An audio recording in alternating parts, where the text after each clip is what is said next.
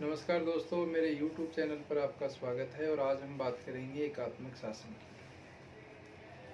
एकात्मक शासन की परिभाषा और उसके लक्षण, विशेषताएं, ये सब हम आज के इस वीडियो में अध्ययन करने जा रहे हैं। तो सबसे पहले हरमन फाइनर के शब्दों में हम एकात्मक शासन की परिभाषा दे सकते हैं। एकात्मक शासन वह है जिसमें सभी शक्तियां और अधिकार एक केंद्रीय सत्ता के पास होते हैं। एकात्मक शासन में हरमन फाइनर क्या कहते हैं कि एकात्मक शासन वह है जिसमें सारी शक्तियां और अधिकार किसी एक शक्ति एक सत्ता के पास होते हैं। यहाँ बहुत सारी शक्तियां नहीं होती, बहुत सारी सत्ताएं नहीं होती, बहुत सारी सरकारें नहीं होती, केवल एक शक्ति एक सत्ता एक सरकार होती है। सारा पावर उस एक अकेली सरकार के पास होता है। एकात्मक सरकारों में केंद्र और उसके एजेंट कानूनी दृष्टि से सर्वशक्तिमान है। तो एकात्मक सरकारों में जितनी भी एकात्मक सरकारें हैं वहाँ पर केंद्र होता है, केंद्र के पास सारी शक्तियाँ होती हैं। केंद्र जिनको भी कानून पावर सौंपता है वो उसके अधीन रहकर ही वहाँ पर वो कार्य करते हैं। तो हरमन फाइनर की एक परिभाषा आप लिख सकते हैं। इसके बाद एक परिभाषा हम और ले लेते हैं, ब्लॉन्डेल की है। तो वो कह रहे हैं कि एकात्मक राज्य में केवल केंद्रीय सत्ता ही कानूनी दृष्टि से स्वाधीन होती है, अन्य सब संस्थाएं उसके अधीन। तो ये भी यही कहने का प्रयास कर रहे हैं कि एकात्मक शासन में केवल एक शक्ति होती है और बाकी सत्ताएं उस एक शक्ति के अधीन होती हैं, उससे ऊपर नहीं होती। एकात्मक शासन में एक शक्ति होती है, वो संपूर्ण राज्य पर संपूर्ण देश पर शासन करती है और सबको उस एक शक्ति एक सत्ता की बात माननी पड़ती है। तो इन परिभाषाओं से हमें क्या पता चला? इन परिभाषाओं से हमें पता चला कि एकात्मक शासन में संपूर्ण देश में एक सत्ता होती है, एक शक्ति होती है और वो एक सत्ता या एक शक्ति ही संपूर्ण देश पर शासन करती है। हाँ, अपने प्रशासनिक सुविधा के लिए वो क्या करती है कि कुछ अन्य संस्थाओं को वो अपनी शक्ति का हस्तांतरण कर देती है। वो अन्य संस्थाएं भी उसके छत्र छाया में रह कर के कार्य करती हैं और वो केंद्रीय शक्ति उन स्थानीय सत्ताओं के साथ मिलकर के उस संपूर्ण राज्य को नियंत्रित करती है, निर्देशित करती है और वहाँ पर शांति व्यवस्था लागू करते हैं और उस राज्य पर शासन चलाने का कार्य करते हैं। तो ये एक एकात्मक शासन की विशेषता होगी। तो जैसे आप देखते हैं कि इंग्लैंड, बेल्जियम, फ्रांस और जापान ये ऐसे देश हैं जहाँ पर एकात्मक शासन व्यवस्था को अपनाया गया। दोस्तों, मैंने अपने नोट्स बना रखे, उन नोट्स में से मैं आपको ये पढ़ा रहा हूँ। पहले मैंने वीडियो अपलोड किए थे लेकिन उसमें मेरे नोट्स की हैंडराइटिंग गंदी थी और कुछ राधी बाबा या फिर व्हाट्सएप नंबर काफ़ी डार्क करके डाले गए थे, तो बड़ा गंदा सा फीलिंग थी और बच्चों का रिस्पॉन्स अच्छा नहीं था। इसलिए उन सभी वीडियो को मैं फिर से रिक्रिएट कर रहा हूँ। तो इसलिए इस बार मैं एक नए तरीके से खुद आ रहा हूँ आपके सामने और मैं एक एक चीज पढ़ करके आपको सुनाऊंगा। और इनके जो व्हाट्सएप ये PDF है, नोट्स है, वो भी आपको प्रोवाइड करवाऊंगा। PDF के जरिए आपको मिल जाएंगे। आपका यदि मेरे वीडियो से काम चलता है तो बहुत अच्छी बात है। यदि आपने कॉन्सेप्ट को अच्छे से समझ लिया तो आपको नोट्स की ज़रूरत नहीं है, आप खुद लिख सकते हैं। और फिर भी आपको लगता है कि नहीं, कुछ लोगों के जैसे आदत होती है कि जब तक खुद नहीं पढ़ लें उन्हें समझ में नहीं आता, तो जब तक मैं भी खुद नहीं पढ़ लूँ मुझे कोई समझ में नहीं आती। तो आपको वो भी प्रोवाइड करवाएंगे। तो यहाँ पर हम सबसे पहले एकात्मक सरकार के लक्षणों की बात करते हैं। लक्षण कह दो, विशेषताएं कह दो, पहचान कह दो। तो ये कुछ ऐसे टिपिकल वर्ड होते हैं जिनमें बच्चे फंस जाते हैं कि यार मैंने तो विशेषताएं पढ़ी थी, अभी इसमें तो लक्षण लिख के आ गया। तो दोनों में कोई अंतर नहीं है। समस्त राज्य शक्ति केंद्र सरकार के पास होती है। तो एकात्मक सरकार की जो पहली विशेषता आप बताएंगे वह क्या बताएंगे? समस्त राजनीतिक शक्ति या समस्त राज्य शक्ति केंद्रीय सरकार के पास होती है। केंद्र सरकार के अलावा तो कोई सरकार होती नहीं, राज्य सरकारें नहीं होती, स्थानीय सरकारें नहीं होती, केंद्र सरकार होती है। तो संपूर्ण राज्य की जो शक्ति है उनके पास है। जैसे ब्रिटेन है तो ब्रिटेन में केंद्रीय शक्ति है, संपूर्ण शासन को वो खुद चलाते हैं। स्थानीय निकाय अपनी सुविधा के लिए बना लेते हैं लेकिन वो तब तक ही हैं जब तक केंद्र सरकार चाहेगी। केंद्र सरकार के अस्तित्व में रहने पर, केंद्र सरकार के चाहने पर ही वो स्थानीय निकाय संस्थाएं रह सकती है, वरना उनका स्वतंत्र कोई अस्तित्व नहीं है। तो यहाँ पर ये कह रहे हैं कि भाई जितनी भी शक्तियाँ होती हैं, शासन की समस्त शक्तियाँ केंद्र सत्ता में निहित होती है और पूरे देश के लिए एक ही विधानमंडल होता है और एक मंत्रिमंडल। ब्रिटेन में एक एकात्मक शासन है, इसलिए ब्रिटेन की संसद को संप्रभुत्व संपन्न विधानमंडल कहा जाता है। तो ब्रिटेन की संसद पावरफुल है, सारी शक्तियाँ उसको दी गई है, वो चाहे जो कर सकते हैं। आपने पढ़ा या सुना भी होगा कि ब्रिटेन की संसद है वो दिन को रात और रात को दिन नहीं कर सकती, बाकी सब कुछ कर सकती है। तो यानी काफ़ी पावरफुल संस्था है, क्योंकि सारी शक्तियाँ ब्रिटेन की संसद के पास हैं। दूसरी विशेषता, प्रादेशिक सरकारें अपनी शक्तियाँ संविधान से प्राप्त नहीं करती। तो एकात्मक सरकार, एक सरकार, प्रादेशिक सरकारें होती ही नहीं है। यदि बनाई भी जाती हैं तो उनको शक्ति जो है वो केंद्र सरकार देती है, संविधान नहीं देता है। यदि संविधान उनको शक्तियाँ देगा तब तो वो पावरफुल होंगी और वो भी केंद्र को टक्कर दे सकती हैं। लेकिन यहाँ पर सारी शक्तियाँ केंद्र को जो संविधान से मिलती है, लेकिन स्थानीय सरकारों को कोई भी शक्ति जो है या जितनी भी प्रादेशिक सरकारें हैं उन्हें अपनी शक्तियाँ संविधान से प्राप्त नहीं होती हैं। एकात्मक राज्यों में भी कुछ प्रशासनिक इकाइयाँ होती हैं। ग्रेट ब्रिटेन में ये इकाइयाँ कई नामों से जानी जाती हैं, यानी ऐसा नहीं कि वहाँ नहीं है, वहाँ भी है। ग्रेट ब्रिटेन की हम बात करें, काउंटी, बरो और पेरिस ब्रिटेन के 3 महत्वपूर्ण प्रदेश आयरलैंड, स्कॉटलैंड और वेल्स में सीमित अधिकारों वाली विधान सभाएं भी कायम की गई हैं। तो हमने स्थानीय संस्थाओं के नाम पढ़े, काउंटी, बरो और पेरिस। और ब्रिटेन के 3 जो प्रमुख शहर के 2 भाग के 2 आयरलैंड, स्कॉटलैंड और वेल्स, वहाँ पर भी हमने देखा कि विधानसभाएं भी कायम की गई हैं। फ्रांस को भी प्रशासनिक सुविधा की दृष्टि से लगभग 60 प्रांतों में बांटा गया है, जिन्हें प्रशासनिक विभाग कहते हैं। प्रांतों या विभागों को जो शक्तियाँ प्राप्त होती हैं उनका स्रोत केंद्रीय सरकार है, संविधान नहीं। केंद्रीय सरकार जब तक चाहेगी शक्तियों में रद्दोबदल कर सकती है। तो इन स्थानीय सरकारों को बना कौन रहा है? केंद्र सरकार बना रही है अपनी सुविधा के लिए, प्रशासन को अच्छे से सुचारू रूप से चलाने के लिए। वो जब तक चाहेंगी, उसकी इच्छा तक ये बने रहेंगे, वो जब चाहे इनको हटा सकते हैं। उसकी इच्छा से आगे कुछ नहीं है। तो इनके पास कोई पावर नहीं है कि वो अपने को स्वतंत्र अस्तित्व बनाए रख सकें। तीसरा पॉइंट है लचीला संविधान। एकात्मक सरकारें जहाँ पर होती है वहाँ का संविधान लचीला होता है। लचीला संविधान का मतलब है कि जिस संविधान को बड़ी आसानी से बनाया जा सके और जिस संविधान में बड़ी आसानी से बदलाव किया जा सके। लचीला संविधान वह होता है जिसमें संशोधन बड़ी सुगमता से किया जा सके, उतनी ही सुगमता से कोई साधारण कानून बनाया जा सकता है या मिटाया जा सकता है। ब्रिटिश संविधान लचीले संविधान का सर्वोत्तम उदाहरण है। वहाँ की संसद की सत्ता पर कोई कानूनी बंधन नहीं है। अन्य एकात्मक राज्यों के संविधान भी संघीय संविधानों के अपेक्षा कहीं ज़्यादा लोचदार होते हैं। तो कहने का मतलब है कि यहाँ पर जो संविधान है वो लचीला है और आसानी से उसमें फेरबदल किया जा सकता है। लचीला संविधान होता है जिसमें संशोधन बड़ी ही सुगमता से यानी आसानी से किया जा सकता है। चौथा पॉइंट, विशेष प्रकार की न्याय व्यवस्था का अभाव। संघीय सरकार में उच्चतम न्यायालय होता है, संघात्मक सरकार होती है, वहाँ केंद्र भी और राज्य भी, राज्य में उच्च न्यायालय होता है और केंद्र में सर्वोच्च न्यायालय होता है। तो दोनों में विवाद होने पर सर्वोच्च न्यायालय उसका फैसला कर देता है। लेकिन एकात्मक सरकारों में ऐसी कोई व्यवस्था नहीं है।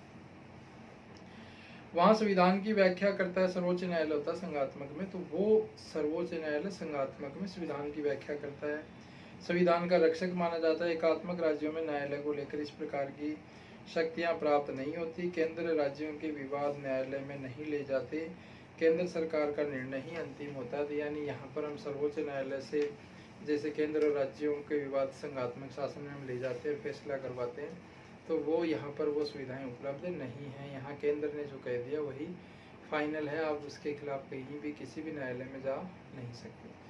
अब एकात्मक सरकार के हम गुण देख लेते हैं, मेरिट्स भी पढ़ते हैं। शासन के विभिन्न अंगों में शक्ति व दृढ़ता। तो यानी एकात्मक सरकार के जो गुण हैं, तो पहला गुण है कि शासन के जितने भी अंग हैं उनकी शक्ति में और अंगों में दृढ़ता आती है। कैसे? एकात्मक शासन में सभी शक्तियां केंद्र के पास होती हैं, केंद्र है तो केंद्र के पास शक्तियां होंगी।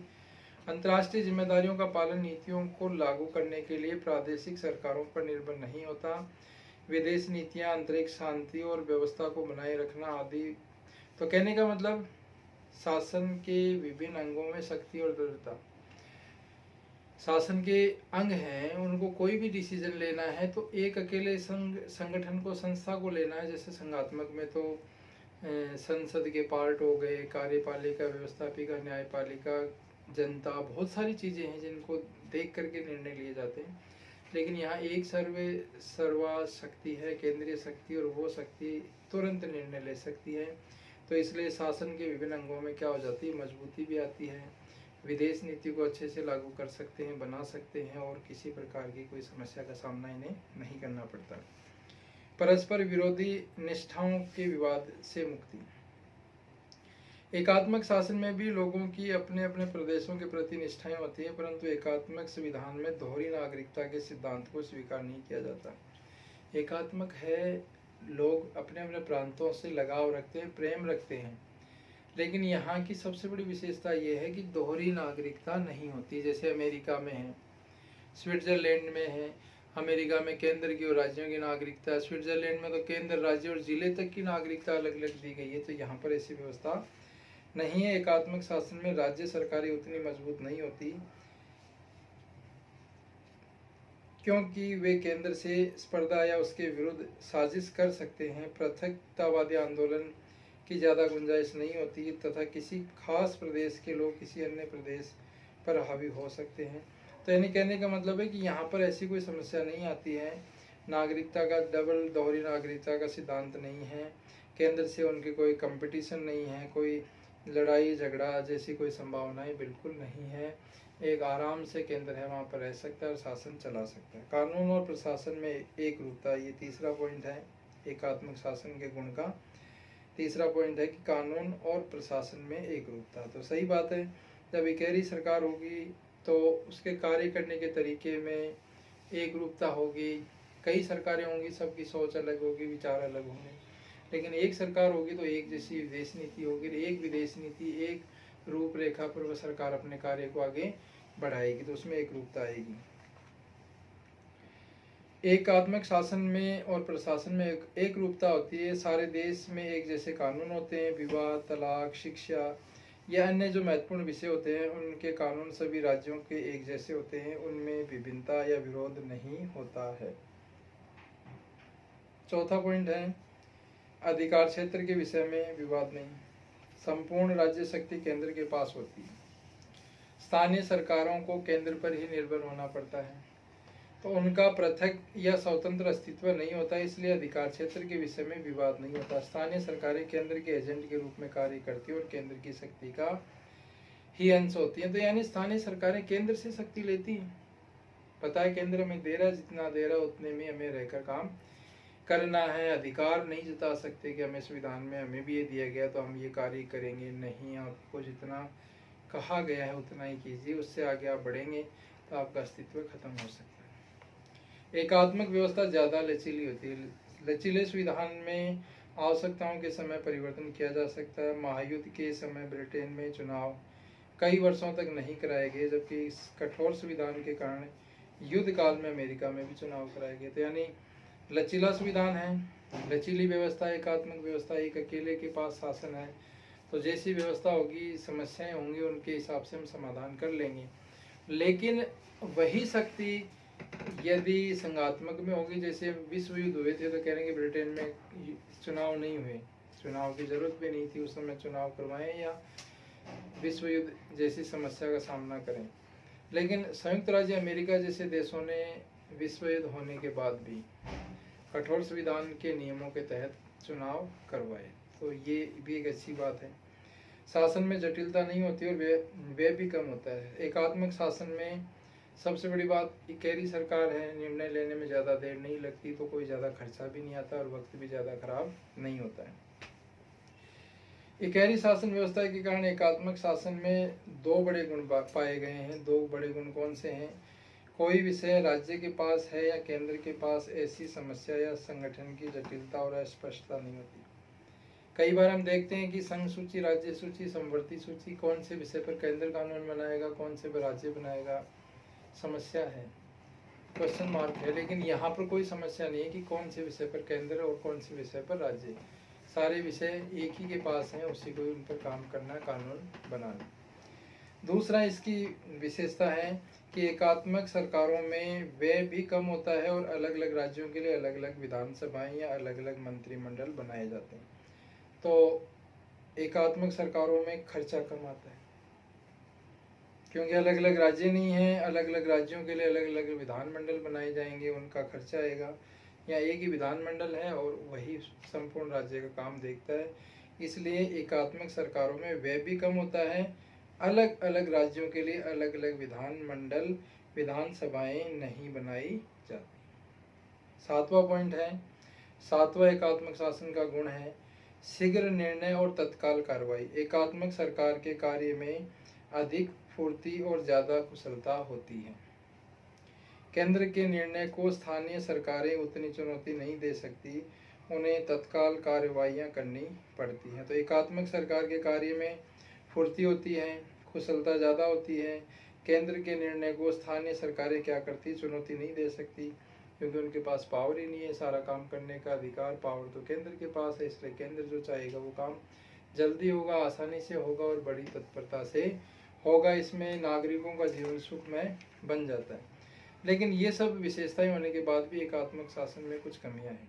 पहली कमी, स्वशासन की प्रकृति नष्ट हो जाती है।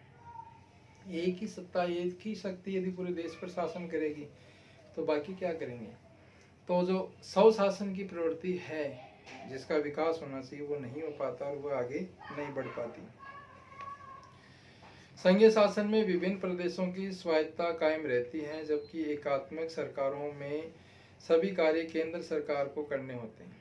तो संघीय शासन में जितने भी प्रदेश होते हैं उनको अधिकार होता है और वो अपने अपने प्रदेश के कार्य करते हैं, जबकि एकात्मक सरकारों में सारे कार्य किसको, केंद्र को करने पड़ते हैं।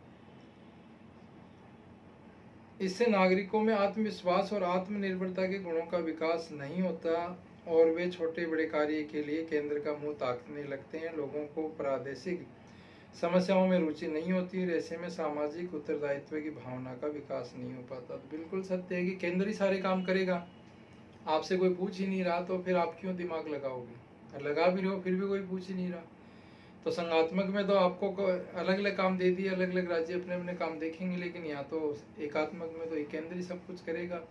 तो न तो नागरिकों का इसमें इंटरेस्ट होगा, न सोच होगी, न राजनीतिक शिक्षा मिलेगी, न वो जो है स्वशासन में भाग लेंगे, न देश में जो है एकता और भाईचारे की भावना बढ़ेगी।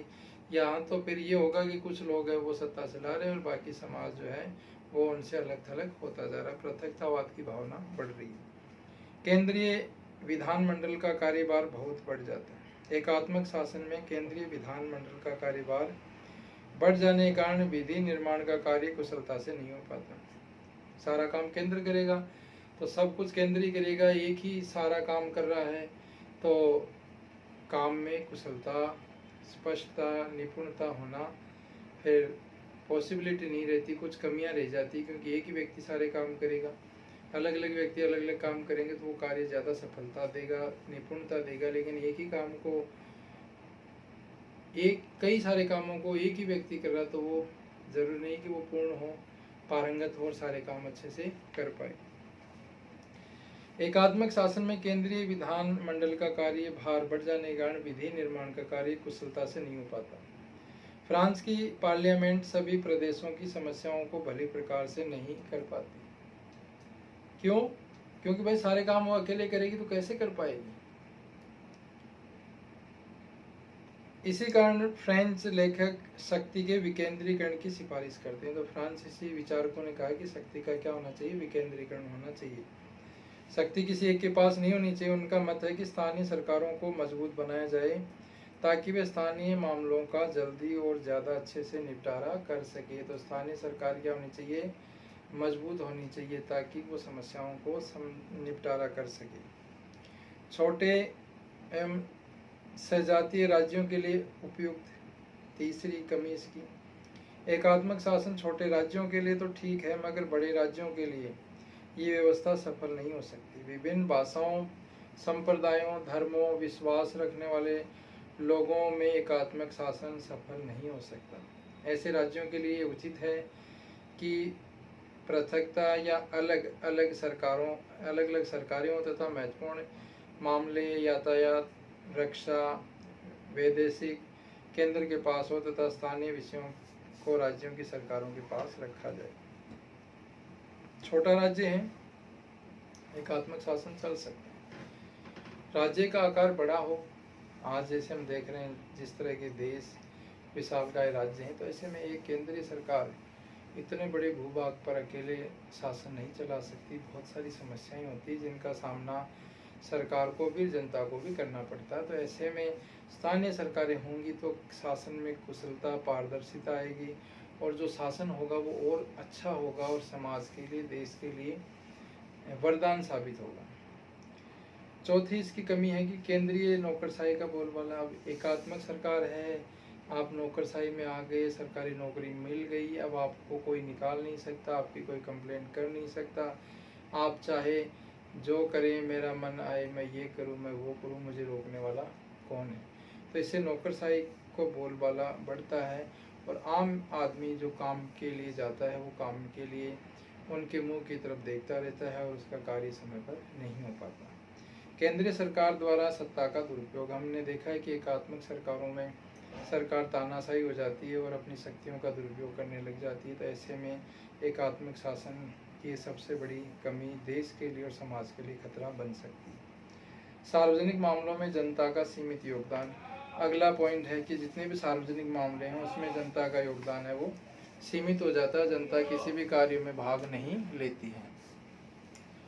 तो सार्वजनिक मामलों में जनता का सीमित योगदान होता है, जनता इसमें ज़्यादा भाग नहीं लेती। अब हम चलते हैं निष्कर्ष पे। तो निष्कर्ष में हम कह सकते हैं कि एकात्मक सरकारों में कानून व प्रशासन के क्षेत्र में संघीय सरकारों के मुकाबले ज़्यादा एकरूपता पाई जाती है। तो यानी एक बात तो है कि निर्णय तुरंत लिए जाते हैं, जल्दी लिए जाते हैं, एकरूपता होती है ज़्यादा, किंतु परंतु निम्न सदन उच्च सदन से एक ही कानून को प्रस्तावित करने में जो समय लगता है, बहस में समय लगता है, वो समय यहाँ पर नहीं लगता। बहुत पारदर्शिता से कम समय में जल्दी निर्णय लिए जा सकते हैं।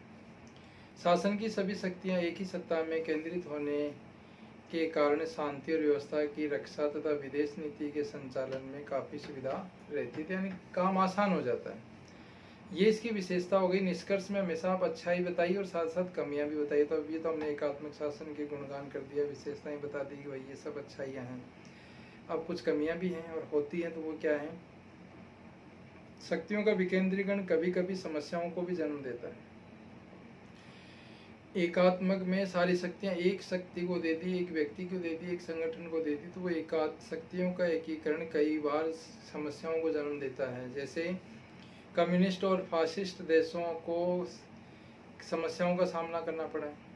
इंग्लैंड में एकात्मक शासन होने के बावजूद प्रादेशिक स्वायत्तता प्राप्त नहीं है। इंग्लैंड में एकात्मक शासन के बावजूद प्रादेशिक जो स्वायत्तता है वो समाप्त नहीं हुई है।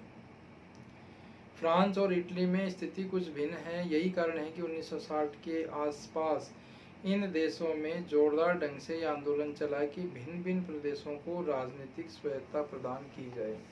तो यानी इन क्षेत्रों में राजनीतिक स्वायत्तता के लिए आंदोलन चले और वो मांग रहे हैं, ये कह रहे हैं कि एकात्मक शासन हो, लेकिन उस एकात्मक शासन के नीचे कुछ स्थानीय संस्थाएं हों, उनको शक्ति दी जाए और सब मिलकर के प्रशासन को चलाएं। केवल एक व्यक्ति, एक संस्था, एक संगठन राजतंत्रात्मक व्यवस्था का रूप हो जाती है। ये एकात्मक शासन की कुछ कमियां हैं।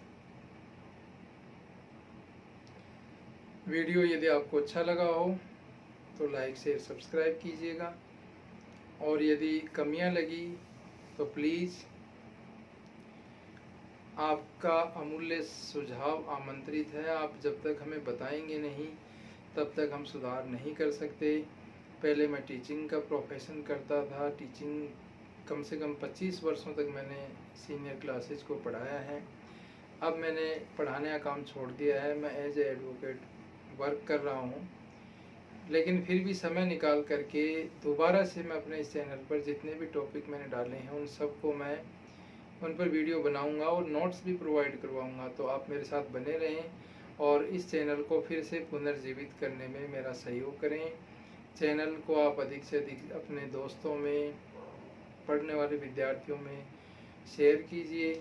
इस चैनल पर आपको पोल साइंस के अलावा कानून की जानकारी, क्योंकि मैं एडवोकेट बन चुका हूं तो कानून से जुड़ी हुई जानकारियाँ, आपकी समस्याओं के समाधान निःशुल्क आपको प्रोवाइड करवाए जाएंगे, बताया जाएगा। इसके अलावा इंग्लिश स्पीकिंग से जुड़ी हुई कुछ चीज़ें भी मैं आपके लिए लेकर आऊँगा। तो कुल मिलाकर के एक ये फैमिली चैनल आपका बनने वाला है, जिसमें आप घर, परिवार, समाज, देश, दुनिया, हर तरह की जानकारी पाने की कोशिश करेंगे। और मुझे जो भी जानकारी मिलती है, मैं ये नहीं सोचता कि ये मैं अपने चैनल पर डालूं या नहीं डालूं। मुझे लगता है कि चैनल मेरा परिवार है, आप मेरे सारे परिवार के भाई बंधु हो, सदस्य हो, तो जो जानकारी मुझे है वो आप तक पहुंचनी ही चाहिए। इसलिए मैं हर जानकारी आपके लिए लेकर आता हूं, चाहे वो खाना बनाने की हो, सफाई की हो, पढ़ाई की हो, कानून की हो, हर तरह की जानकारी। तो कोई शर्म नहीं है, ज्ञान विज्ञान नॉलेज को शेयर करते रहिए। और पसंद आया हो तो ही लाइक शेयर सब्सक्राइब कीजिएगा और वीडियो को पूरा देखिए। नोट्स चाहिए तो आप कमेंट कीजिए, और साथ साथ मैं लिंक डालूंगा, उस लिंक में आप वहां से जाकर नोट्स भी ले सकते हैं। तो जय हिंद दोस्तों, जय हिंद, जय भारत।